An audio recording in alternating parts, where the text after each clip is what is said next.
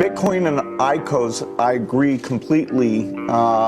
It's one of the crazier speculative things where it's not as an asset class, you're not producing anything, and so you shouldn't expect it to go up.